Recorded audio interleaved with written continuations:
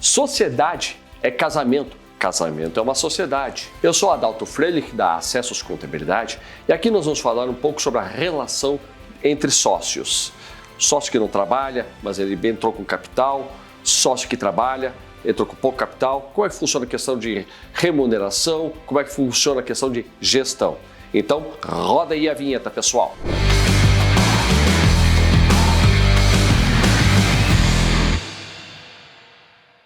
Para uma sociedade acontecer, sociedade, a gente já está falando na palavra com pluralidade de pessoas. Então, sociedade não se fala uma empresa somente de si próprio. Até tem uma divergência de vocabulário quando a gente fala da sociedade Eireli, que é uma empresa individual. Então ela deixou de ser uma sociedade, ela é uma empresa individual. Mas ok, sociedade, duas ou mais pessoas. É uma relação jurídica. Sim, é contratual, ela está escrito. Casamento é um contrato. Se casamento é um contrato, muito mais uma sociedade comercial. Então, sociedade, que nós temos hoje algumas figuras jurídicas que se adequam para isso. Aqui eu não vou falar de firmas individuais, não vou falar que sou um empresário, não vou falar de Eireli, não vou falar de MEI. Aqui eu vou falar de limitadas ou SAs. São sociedades, certo? Que se reúnem duas ou mais pessoas para executar algo em conjunto. Então, esse é o ponto principal de nascimento de uma sociedade. E a gente não se junta com aquela pessoa que a gente não tem afinidade. Meu pai utilizava a palavra afeição, certo? Para caracterizar a vontade de eu querer ser sócio de alguém. Eu tenho que ter um respeito, eu tenho que ter uma intenção para me juntar com aquela pessoa e há um negócio bem bacana aqui. Vou aportar dinheiro, vou aportar meu trabalho, vou aportar minha vontade para aquele negócio crescer e juntos, na sociedade, ganharmos. Se uma sociedade é um contrato, tudo nasce com contrato. O direito societário no Brasil, ele tem uma liberdade jurídica muito bacana. Existem alguns limites da lei, existem algumas obrigações de lei, mas eu tenho diversas condições e relações que eu posso deixar muito claro e escrito com a devida validade jurídica. Certo? Então, tudo nasce com um contrato social. Contrato social, ou estatuto, se estamos falando de uma SA, nós vamos falar do que é mais habitual, que são as empresas limitadas. Lá vai estar regulado quem são as pessoas, a devida qualificação delas, qual o nome da sociedade, sobre que nome vai girar, inclusive qual o nome fantasia, aonde vai acontecer aquela sociedade, o que ela vai fazer, qual é o objeto. É objeto, não é objetivo. Toda sociedade tem objetivo de lucro. O objeto é o que ela vai executar. Vai ser um prestador de serviço, vai ser um comércio, vai ser uma indústria. Ali vai estar especificado. Outra principal cláusula, e aqui começam as principais discussões quando nós vamos constituir uma sociedade, é capital social.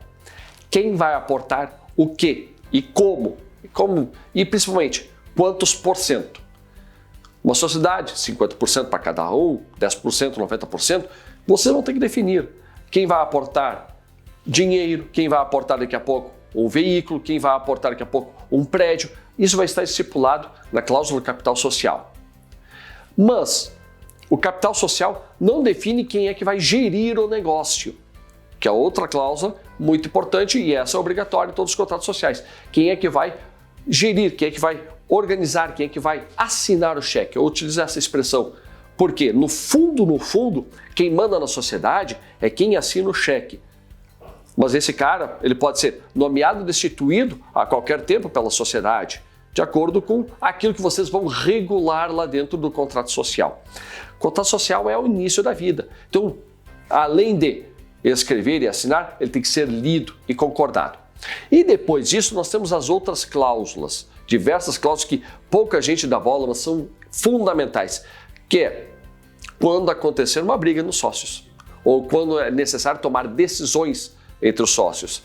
Lá vai estar definido como é que vai ser decidido a continuidade do negócio, como é que vai ser distribuído lucros, como é que vai ser definido se um sócio quer sair, como é que vai ser remunerado e diversas outras condições que vocês podem estipular dentro desse contrato social. Mas ali é o único documento? Não, eu ainda posso fazer mais um documento paralelo chamado acordo de sócios, onde é que eu posso reger e com mais clareza diversas outras condições na gestão do negócio.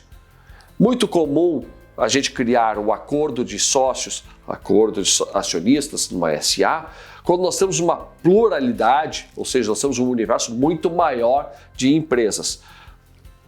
Então, são dois instrumentos legais, admitidos em leis, que, obedecendo à formalidade hoje obrigatória, vão regular a sua sociedade.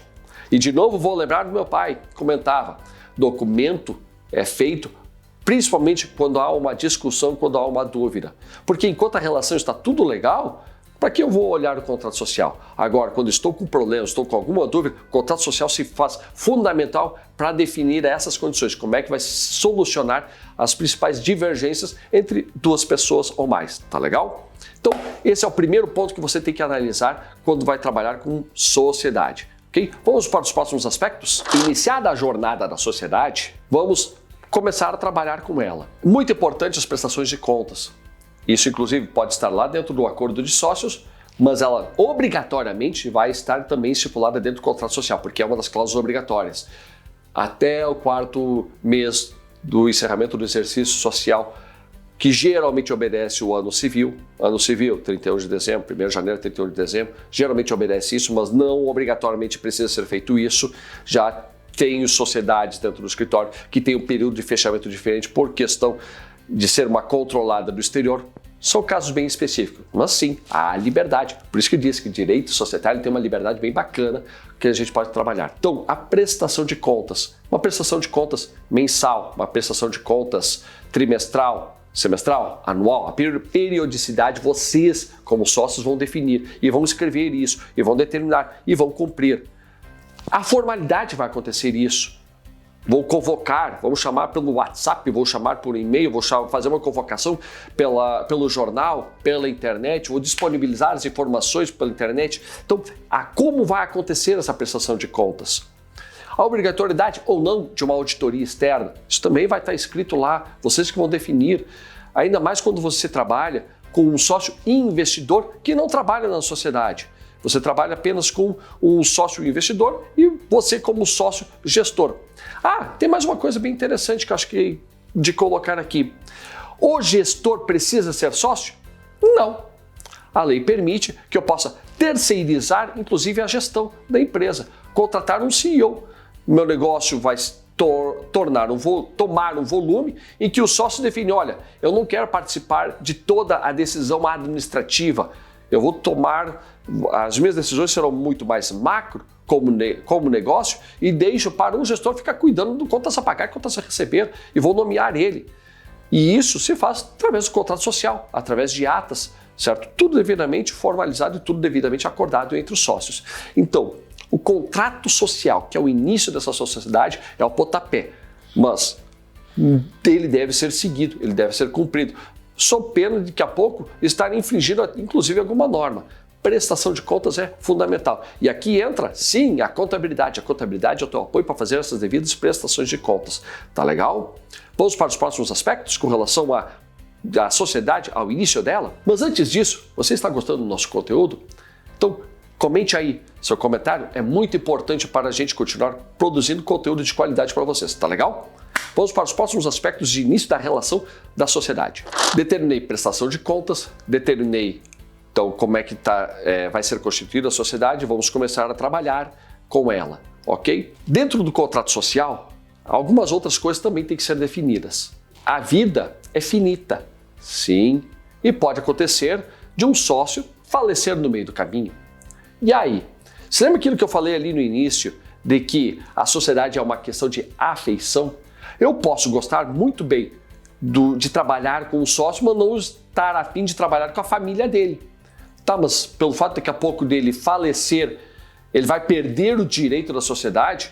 Uma questão é a questão patrimonial, que ele tem o direito, é um patrimônio que ele constituiu, ele tem o direito de receber, dos herdeiros têm o direito de receber. A outra questão é a seguinte, cara, eu não quero ter a opinião do filho do Zé dentro da minha empresa. E isso, sim, eu posso escrever, tanto no contrato social como no acordo de sócios, e determinar como é que funciona isso. De novo, está tudo lá dentro no início, são as coisas que a gente tem que prever quando vai constituir a sociedade. De novo, a sociedade é uma questão de afeição, eu quero ser sócio daquele fulano, certo? E em virtude disso, né, eu também posso dizer o seguinte, eu sou teu sócio, não sou sócio da tua esposa, do teu marido, dos teus filhos, certo? Então, aqui, escreva, pense nas condições todas que podem acontecer. E outra situação, a sociedade daqui a pouco pode tomar um volume que queira se dividir, cada um ir para um lado. Como é que funciona isso? Não faleceu, mas, cara, nós entramos numa divergência de opinião, eu acho que nós temos que ampliar e o outro acha que não, nós devemos continuar no tamanho que nós estamos. Então é o seguinte, vamos dividir. Como é que vocês vão escrever isso? São as questões todas que você tem que deixar claro quando você for constituir a sua sociedade. Esse é o ponto. Então pense em todas as condições complicadas lá no início da sua relação societária. Se ficou com dúvidas com relação a como escrever isso, chame o contador. E, mais ainda, depois, chamamos o advogado para deixar isso bem claro, bem redigido, com palavras claras, para que não tenha dúvidas durante toda a transição. Vou repetir aquilo que eu já falei nesse vídeo. O contrato ele é utilizado justamente quando surgir conflitos, por isso ele tem que estar muito bem redigido e muito claro.